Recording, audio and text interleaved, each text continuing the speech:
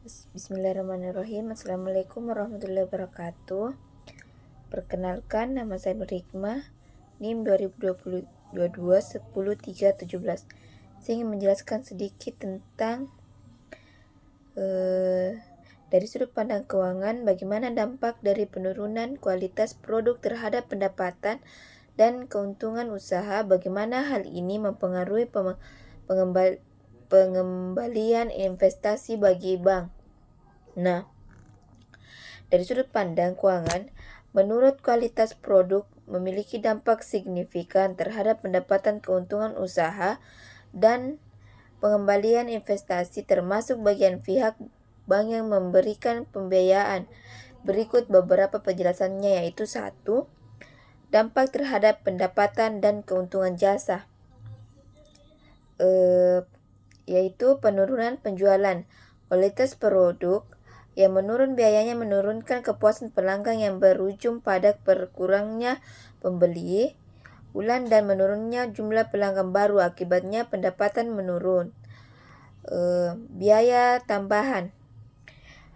Produk berkualitas rendah sering menimbulkan keluhan garansi, retur, atau biaya pembelian yang menambahkan beban operasional. Citra dan reputasi buruk.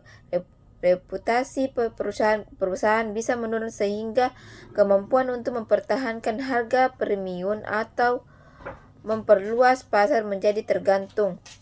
Efisiensi produk menurun. Produk gagal atau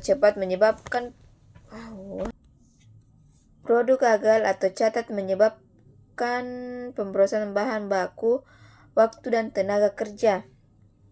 2. Dampak terhadap pengembalian investasi, yaitu resiko kredit meningkat. Jika usaha mengalami penurunan pendapatan dan keuntungan, maka kemampuan untuk membayar cicilan pinjaman bank juga menurun, meningkatkan resiko gagal bayar. Turunnya nilai jaminan. Penurunan performa usaha bisa menurunkan nilai aset usaha yang dijadikan jaminan kredit, memperbesar potensi kerugian bank. ROI bank menurun. Jika usaha tidak mampu menghasilkan urus kas yang stabil, pengembalian atas dana yang dipinjamkan bank akan menurun atau tertunda, bahkan bisa hilang. 2. Bagaimana penyelesaian dalam prinsip hukum syariah? Berikut beberapa pendekatan penyelesaian berdasarkan prinsip syariah, yaitu musyawarah. Penyelesaian pertama dilakukan melalui dialog terbuka antara mitra untuk mencari solusi terbaik secara damai sesuai prinsip islah. Evaluasi akad dan tanggung jawab. Jika terbukti ada kelalaian yang disengaja atau kesalahan fatal dari satu pihak, maka ia bisa diminta menggantikan kerugian sesuai dengan proporsi kerugian yang ditimbulkan. Pemutusan akad. Jika masalah kualitas produk menyebabkan kerugian besar dan tidak ada kesempatan bersama, maka akan musyawarah dapat dibubarkan. Sisa aset akan dibagi sesuai porsi modal dan atau kesepakatan sebelumnya. Lembaga penyelesaian sengketa. Jika musyawarah tidak mencapai hasil, maka dapat dibawa ke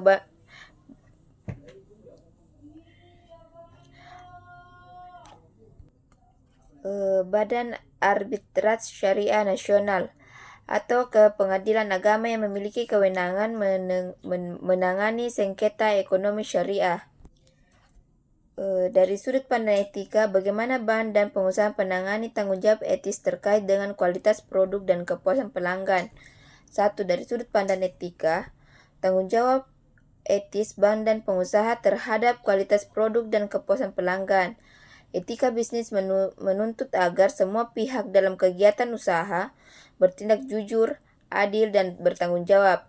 Dalam konteks kerjasama antara bank, khususnya bank syariah dan pengusaha, tanggung jawab etis terkait kualitas produk dan kepuasan pelanggan mencakup hal-hal berikut, yaitu 1. Tanggung jawab etis pengusaha. menjaga kualitas produk, pengusaha berkewajiban memproduksi barang atau jasa yang bermanfaat, aman, dan sesuai standar. Menurunkan kualitas demi efisiensi biaya tanpa transparansi adalah pelanggan etika. Mengutamakan kepuasan pelanggan, etika bisa mengharuskan pengusaha memperhatikan kebutuhan dan harapan pelanggan, termasuk memberikan layanan punah jual yang baik, dan menangani keluhan dengan profesional, bertindak aman, dan akad. Dalam konteks syariah, pengusaha harus amanah dalam mengelola dan investasi atau pembiayaan, tidak menyalahgunakan dana, dan tidak mengabaikan standar mutu. 2. Tanggung jawab etis bank. Monitoring dan pembinaan etis, bank tidak hanya bertindak sebagai penyediaan dana, tetapi juga memiliki tanggung jawab etis untuk memastikan dana digunakan sesuai tujuan dan produk yang dihasilkan memenuhi standar kualitas. Ini bisa melalui pembinaan usaha dan audit etis. Mendorong kepatuhan terhadap nilai-nilai syariah dan etika bisnis, bank syariah khususnya bertanggung jawab menjaga kemitraan agar sesuai dengan prinsip masalah, kemanfaatan, dan keadilan bagi semua pihak termasuk pelanggan akhir. Menghindari pembiayaan usaha yang tidak etis.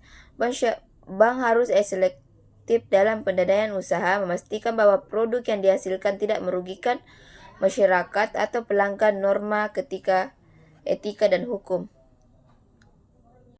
Sekian dari saya. Assalamualaikum warahmatullahi wabarakatuh.